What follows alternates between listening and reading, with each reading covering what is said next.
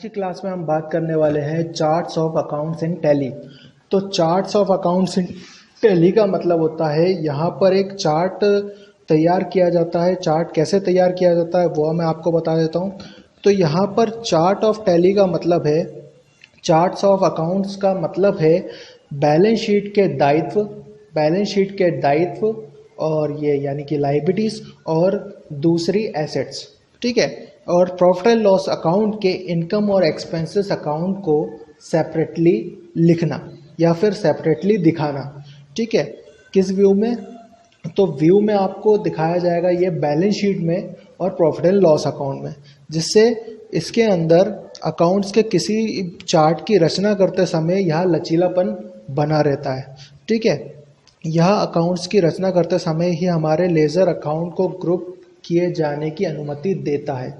यानी कहने का मतलब ये है कि charts of account in tally के अकॉर्डिंग यदि आप बैलेंस शीट और लायबिलिटीज और एसेट्स आपको पता है और इनकम और एक्सपेंसेस अकाउंट पता है, तो जब हम कोई लेजर बनाते हैं तो उसका कोई ना कोई ग्रुप पहले से निश्चित होता है। यदि हम ग्रुप को सिलेक्ट करते हैं तो ही हमें लेज़र बनाने की अनुमति दी जाती है, अन्यथा नहीं दी जाती है। तो हमारी रिपोर्ट्स और स्टेटमेंट हर समय वांछित वर्गीकरण को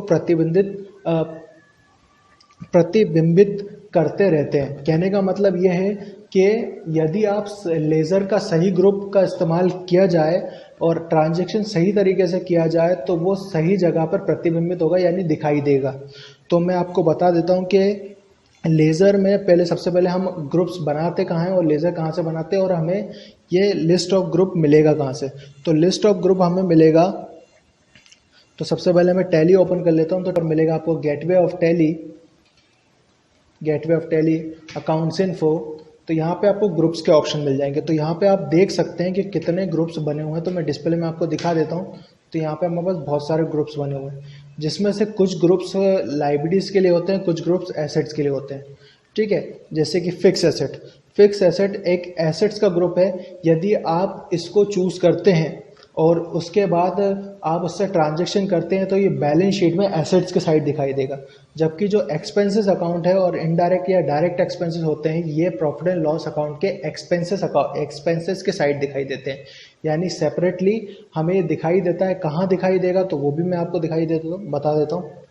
तो ये दिखाई देगा आपको बैलेंस शीट में। एक साइड होता है लायबिलिटीज साइड, ये लायबिलिटी साइड, और दूसरा साइड होता है एसेट साइड। यदि आप प्रॉफिट एंड लॉस की बात करें तो प्रॉफिट एंड लॉस में भी दो साइड होते हैं। एक साइड होता है डेबिट साइड और एक साइड होता है क्रेडिट साइड। तो जो एक्सपेंसेस अकाउंट आपको दिखाई देते हैं वो डेबिट साइड में दिखाई देते हैं, और जबकि जो इनकम अकाउंट्स होते हैं वो क्रेडिट साइड में दिखाई देते हैं। तो इनके द्वारा एक चार्ट बनाया जाता है जिससे हम सही लेज़र के लिए सही ग्रुप का चूज़ कर सकते हैं, ग्रुप को चूज़ कर सकते हैं कि किस तरीके के हमें ग्रुप चाहिए, ठीक है। तो चार्ट्स ऑफ अकाउंटिंग में प्रॉफिट एंड लॉस और बैलेंस शीट का यूज़ किया जाता है। इसी तरीके से हम दूसरे ग्रुप्स भी बना सकते हैं। जैसे मैं आपको बना के दे देता हूँ। फॉर एग्जांपल पहले मैं आपको एक ग्रुप बना के दिखाता हूँ लायबिलिटीज़ का। तो मैं लायबिलिटीज़ का एक ग्रुप बना रहा हूँ। तो लायबिलिटीज़ का मतलब होता है दायित्व। यदि हम किसी से उधार माल खरीदेंगे तो हमारे पर लायबिलिटी आएगी कि हम उसका पैसा चुकाएं। तो मैं यहाँ पर बना देता हूँ एक रवि ट्रेडर्स नाम की कंपनी, जिससे हम उधार माल खरीदेंगे, ठीक है। और मैं यहाँ पर CR लिख रहा हूँ क्योंकि ये क्रेडिटर होते हैं, यानी लेनदार। तो यहाँ पर मैं ले लूँगा इसका ग्रुप सैलरी क्रेडिटर, ठीक है। और मैं फ़िलहाल कोई भी ऑप्शन यस नहीं कर रहा हूँ, यहाँ पे इसको बंद कर दिया, ठीक है। तो ये तो लायबिलिटीज़ का एक ग्रुप बन गया। अब मैं आपको एक एसेट्स का ग्रुप बना के दिखा देता हूँ। तो एसेट्स का लेज़र बनाने के लिए हम क्या क्या चूज़ कर सकते हैं। तो जैसे मैंने यहाँ पे परचेस कर लिया, एक शॉप परचेस कर ली। तो मैंने यहाँ लिखा शॉप परचेस, ठीक है।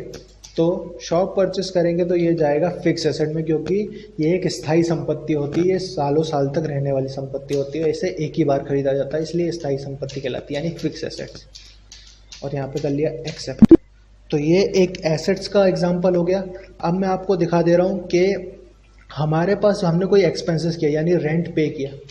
तो यहाँ मैं एक रेंट पेएबल की एंट्री बना ले रहा हूँ, लेज़र बना ले रहा हूँ। तो ये रेंट पेबल की एक लेज़र बना लिया मैंने, और ये जाएगा अंडर इनडायरेक्ट एक्सपेंसेस, यानी कि एक्सपेंसेस का एग्जांपल दिया मैंने कि हाँ ये इसके तहत ही ये जाना चाहिए। ठीक है, उसके बाद यहाँ पर आपको मिलेगा, मैं ले लेता हूँ इंटरेस्ट रिसीव, इंटरेस्ट रिसीव। ठीक है, तो इंटरेस्ट रिसीव्ड नाम की मैंने एक लेज़र बना ली है जो जाएगी अंडर इनडायरेक्ट इनकम्स। ठीक है, तो हम अगर इंटरेस्ट रिसीव करते हैं तो हमारे लिए वो फ़ायदा होगा। ठीक है, तो यदि हमने ये ग्रुप्स बना लिए हैं और लेज़र्स बना लिए तो आपको ये कुछ ऐसे दिखाई देंगे। तो यहाँ पे आप चेक कर सकते हैं डिस्प्ले में, तो यहाँ आपको ये ऐसे दिखाई देंगे। तो ये है charts of accounting in tally. Next class में मैं आपको इसके आगे बताऊंगा। ठीक है, तो नेक्स्ट क्लास में हम इसके आगे देखेंगे। ओके, आज के